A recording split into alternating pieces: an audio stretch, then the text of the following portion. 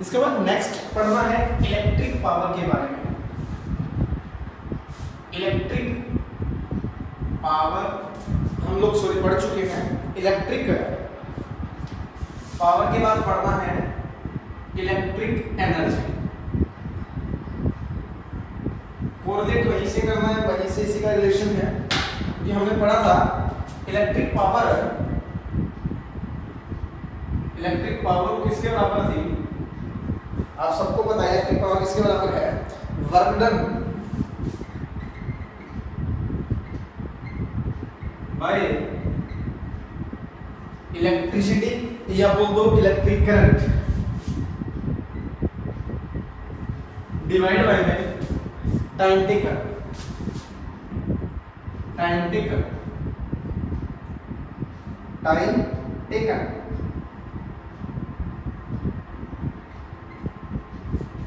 This is electric power. इसको मैं सिर्फ P से डिनोट कर रहा हूं, work done W by T। Work done ये भी हमें पता है, इलेक्ट्रिक जो वर्क डन है,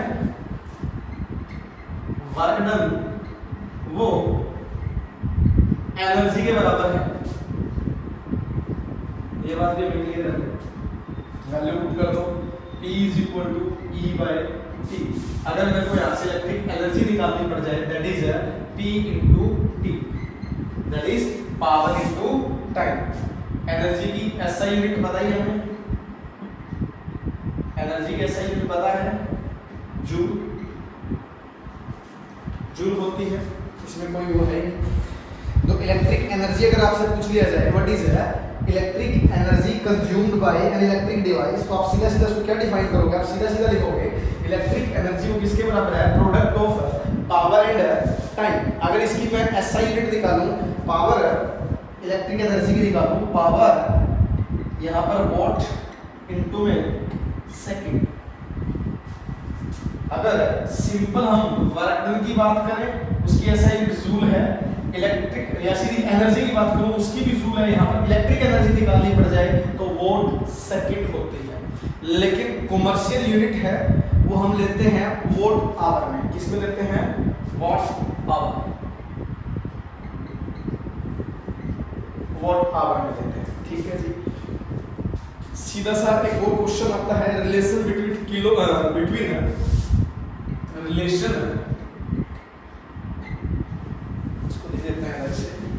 relation between kilowatt hour and joule. आपको रिलेशन बताना है, relation between kilowatt hour and joule, इनके बीच में रिलेशन बताना है। तो सीधा सीधा याद रखो, 1 kilowatt hour is equal to 3.6 into 10 to power 6 joule, इसके इक्वल होता है। आया कैसे? वो भी कोई इसमें आपको करने की प्रॉब्लम नहीं है, क्योंकि 1 किलोवाट में वॉट कितने होते हैं? 1000, और 1 आवर में सेकंड कितनी होती है? 3600। यहाँ से निकालो value 3.6 into 10 to power 1 2 3 4 5 6 joule. ठीक है, ये हो जाएगा relation between kilowatt hour and joule. अगर आपसे कोई क्वेश्चन पूछे और कहे आप इसके अंदर एनर्जी बताओ, 3.6 इंटू 10 पावर 6 जूल। चलिए एक क्वेश्चन, इलेक्ट्रिक करंट दिया हुआ है, electric current of 4 ampere flow through 12 volt for 10 minute. और 10 मिनट आपको क्या करना है, यहाँ पर आपको how much energy transfer, kilowatt hour में क्या बतानी है, हाउ मच एनर्जी ट्रांसफर। चलो सबसे पहले मेरे को क्या निकालनी पड़ेगी कि एनर्जी का फॉर्मूला होता है पावर इनटू टाइम। टाइम को किस में लेना है, आवर्स में लेना है, यहाँ पावर को किस में लेना है, किलोवाट। ठीक है, पावर निकालने की पावर का फॉर्मूला होता है V इनटू आई, क्योंकि करंट दे रखा है और पोटेंशियल डिफरेंस दे रखा है। करंट कितना दे रखा है 4 और पोटेंशियल डिफरेंस 12 दे रखा है। कितना हो गया 48 वाट। This is power. इसको किलोवाट में कन्वर्ट करो, that is 0.048 kilowatt. This is power. Time निकालो, टाइम कितना दिया हुआ है 10 मिनट, दैट इज 110/60। ये आवर में कन्वर्ट हो गया, दैट इज 1/6 आवर। ये टाइम। चलिए इसकी वैल्यू पुट कीजिए, एनर्जी इसकी वैल्यू पुट कीजिए 48/1000 कट कीजिए, दैट इज 0.008 किलोवाट आवर। इस यहाँ पे किलोवाट आ गया 0.008 किलोवाट आवर, और 1 किलोवाट आवर को कॉमर्शियल यूनिट अपनी 1 यूनिट। वो आगे करेंगे हम लोग। ये क्वेश्चन जो आंसर आएगा 0.008 किलोवाट आवर, ये आंसर है। तो आपको निकालना हो, अगर आपको कोई क्वेश्चन दे दे, इसी में दे दे 1 यूनिट का खर्चा है आपको 1 यूनिट का या 1 किलोवाट आवर का 2 रुपीस है, 3 रुपीस है, तो बताइए इतने का कितना हो जाएगा, आप निकाल सकते हैं। ठीक है, नेक्स्ट इसी से लास्ट टॉपिक है इफेक्ट। नेक्स्ट है इफेक्ट प्रोड्यूस बाय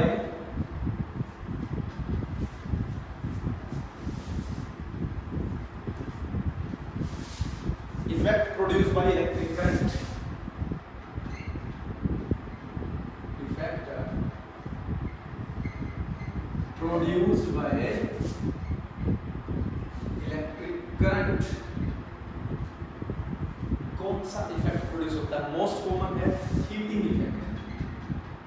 जब भी किसी कंडक्टर में से करंट गुजरता है तो वो वायर हीटअप हो जाती है, गर्म हो जाती है, तो उसे बोलते हैं heating effect of current. Heating effect of current कहा जाता है। When electric current is passed through a high resistance conductor or wire like nichrome,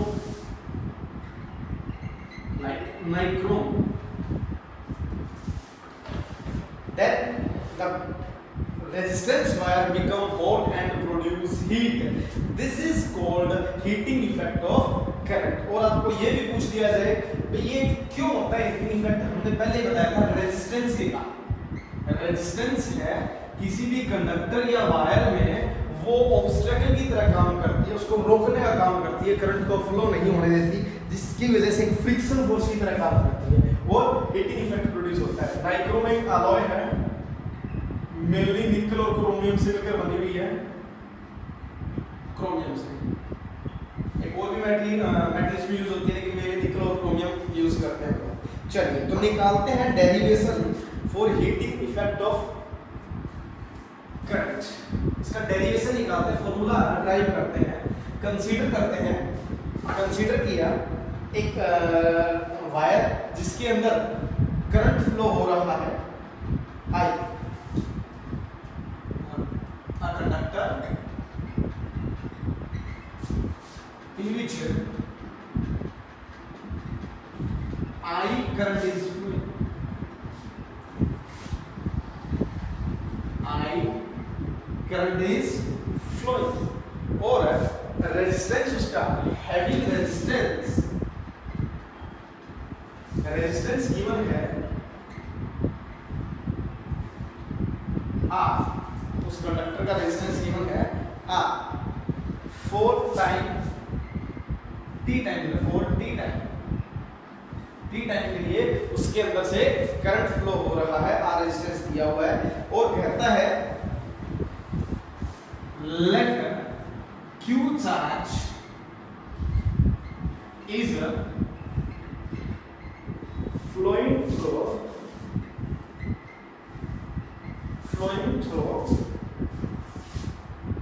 V potential difference flowing through moves through or flowing through a potential difference V potential difference, then work done किसके बराबर होगा? हमें पढ़ा था potential is equal to W by Q और W is equal to V into Q.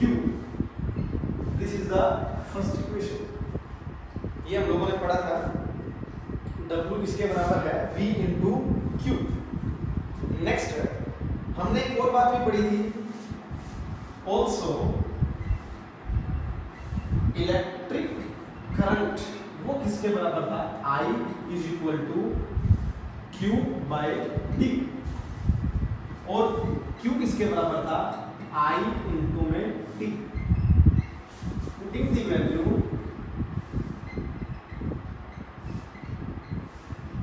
Of Q in first equation पहले put करो, W is equal to V किस गया? V Q किस गया? I इंटू में T. क्लियर है ये बात? यहां से फ्रॉम ओहम्स लॉ से V is equal to IR. This is equation number second. V is equal to IR. Putting the value of V in second equation में पुट करो तो W is equal to I cross R cross I cross T. यहाँ से W is equal to I square RT.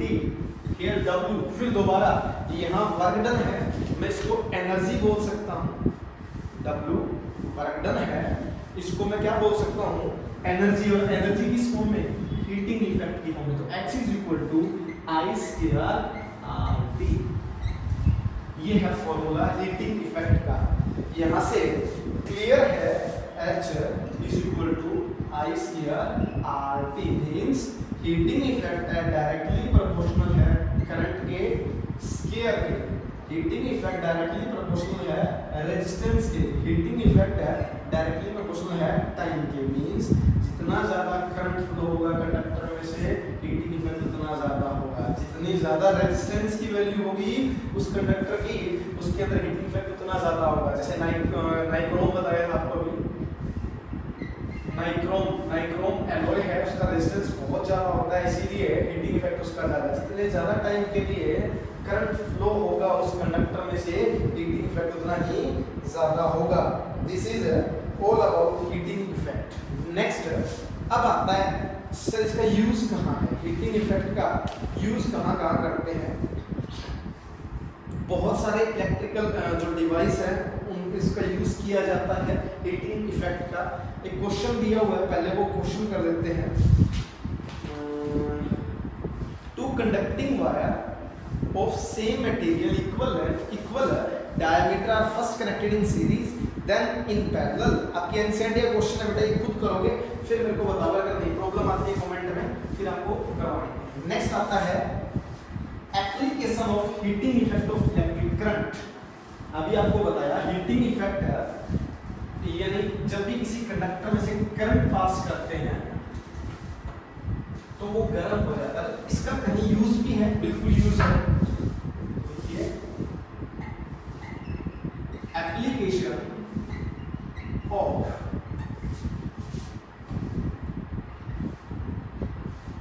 Heating effect of electric current कहाँ use किया जाता है? सबसे पहले इसका यूज किया जाता है फर्स्ट इलेक्ट्रिक आयरन प्रेस के अंदर यूज करते हैं, केटल्स में यूज करते हैं, इलेक्ट्रिक केटल, और इसके अलावा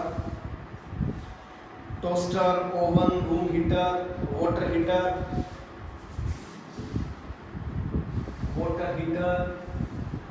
एटसेट्रा। बहुत से यूज करते हैं इसको, ज़्यादा सा बताने वाला यही है, मतलब इतना सब आपको ही पता है। हीटिंग एलिमेंट है या कोयल है वो नाइक्रोम का बनाया जाता है, because red hot due to large amount of heat produce on passing the current. जब नाइक्रोम में से गुजरता है और electric heating device become red hot and glow करता है, कब बेटा 900 डिग्री सेल्सियस के आसपास। दूसरा सेकंड है हीटिंग इफेक्ट का यूज है इलेक्ट्रिक बल्ब। इलेक्ट्रिक बल्ब के अंदर बात करें, इलेक्ट्रिक बल्ब है, अब तो एलईडी सीएफएल वगैरह आ गई, पहले इलेक्ट्रिक बल्ब यूज होते थे 100 वाट के, आप लोगों ने देखा भी येलो कलर के चलते थे, तो उसके अंदर फिलामेंट यूज होता था। फिलामेंट, ये फिलामेंट है टंगस्टन का बना होता था, और टंगस्टन के बारे में कहा जाता है टंगस्टन का जो मेल्टिंग पॉइंट है वो बहुत हाई होता है, लगभग है 3380 डिग्री सेल्सियस। ये फिलामेंट टंगस्टन का बनाया जाता था और उसको बल्ब के अंदर फिट कर दिया जाता था, और उसके अंदर एक गैस डालते थे और कहते हैं कौन सी गैस, नाइट्रोजन या फिर आर्गन। ये दो गैस फिल करते थे, फिल्ड इन द बल्ब के अंदर आर्गन या नाइट्रोजन गैस डालते थे। टंगस्टन का वो फिलामेंट बना होता था बल्ब के अंदर। अगर मैं बात करूं, मान लो ये बल्ब है,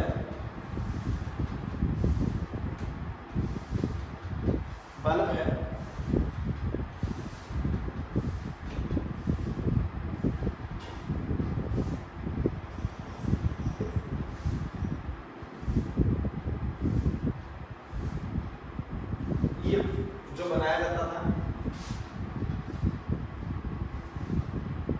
ये वाला फिलामेंट, ये फिलामेंट टंगस्टन का बनाया जाता था। तो इसके अंदर गैस भरी गई है, वो कौन सी भरी गई है, नाइट्रोजन और आर्गन। पहला ये बात क्वेश्चन ये आता है, ये क्यों भरी जाती है, नाइट्रोजन और आर्गन इसलिए भरते हैं क्योंकि बल्ब के अंदर जो टंगस्टन है, इसमें ऑक्सीजन मिल जाए तो इसका ब्रेकिंग पॉइंट जल्दी आ जाता है, ये जल्दी गर्म होकर टूट जाएगा, ब्रेक डाउन हो जाएगा।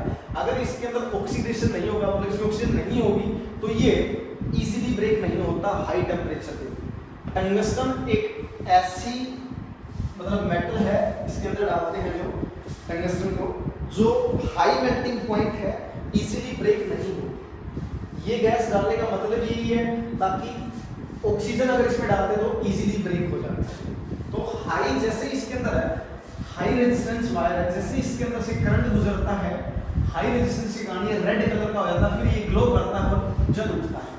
क्या करेगा, जल उठेगा। इसलिए इसको यूज करते हैं टंगस्टन को इन इलेक्ट्रिक बल्ब। एक बात लिखी हुई है ना, tungsten metal is used for making the filament of electric bulb because it has very high melting point.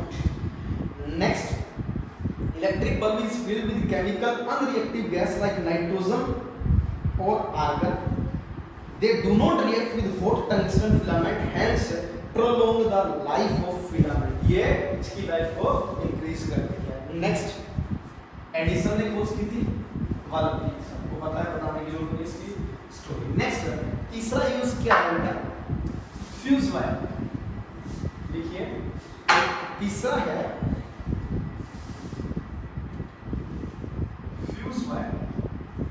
Electric heating effect का यूज किया जाता है फ्यूज बनाने में। आपसे पूछा जाए फ्यूज है क्या, व्हाट इज फ्यूज? एक सिंपल सा, आप लोग आजकल तो बहुत सिंपल सा आने लगा है, इस तरीके से ऐसे डालते हैं कांच के अंदर, एक पतली सी एक तार होती है, वायर होती है। अगर मैं बात करूं फ्यूज वायर क्या है, ये fuse wire generally low melting point की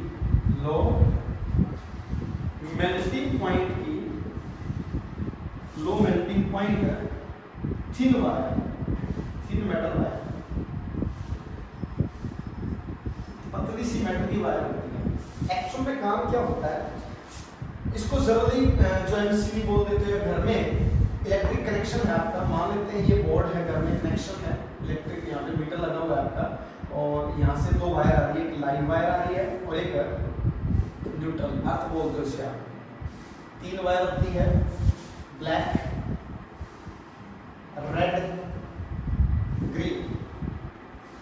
ब्लैक को बोलते हैं जनरली, ब्लैक वायर है ये न्यूट्रल होती है, रेड वायर है, रेड वाली ये लाइव होती है और ग्रीन होती है अर्थ। ठीक है, तो 2 वायर आती है, सॉरी, एक लाइव और एक अर्थ। यहाँ से अपने घर के सारे जितने भी डिवाइस एप्लियंस वो आगे कनेक्ट हैं, सीरीज या पैरेलल के अंदर। तो ये कहता है मीटर में जाने से पहले हम लोग क्या करते हैं, एक फ्यूज का यूज करते हैं, कहाँ पर, लाइव वायर के साथ। और रिप्रेजेंट करने का तरीका देख लो, फ्यूज वायर को इस तरीके से रिप्रेजेंट करते हैं इसको, फ्यूज वायर को ऐसे। तो यहाँ पर मैंने फ्यूज लगा। इसका क्या बेनिफिट है, इसका बेनिफिट देखिए, जैसे ही हाई करंट आता है, अगर किसी वजह से हाई वोल्टेज की लाइट आ जाएगी, हाई वोल्टेज होगा तो डेफिनेट सी बात है इलेक्ट्रिक करंट भी क्या होगा, हाई होगा। और इलेक्ट्रिक करंट ज्यादा हो जाए वैल्यू, अगर मैंने फ्यूज यूज नहीं किया तो ये सारी इलेक्ट्रिसिटी मेरे घर में जाएगी और सारे के सारे जितने भी मेरे इलेक्ट्रिकल एप्लियंस है, डिवाइस है, सबको क्या कर देगी, खराब कर देगी। तो मैंने पहले एक फ्यूज वायर लगा दिया। अब क्या होता है, अगर हाई वोल्टेज लाइट आ भी जाती है, हाई करंट होगा, करंट हाई होगा तो हीटिंग इफेक्ट भी क्या होगा, ज्यादा होगा। हीटिंग इफेक्ट की वजह से ये मेल्ट होके ये जो सर्किट है ये ब्रेक डाउन हो जाएगा और घर के जितने भी डिवाइस हैं वो सेफ हो जाएंगे। तो फ्यूज वायर एक सेफ्टी डिवाइस है जिसको यूज किया जाता है इसके साथ, लाइव वायर के साथ, to protect household wiring and electrical appliances. तो एक शॉर्ट लेंथ का पतला सा टिन प्लेटेड कॉपर वायर है, इसका मेल्टिंग पॉइंट लो होता है। खास बात याद रखना, फ्यूज वायर है, रेजिस्टेंस इसका हाई होता है, हाई रेजिस्टेंस।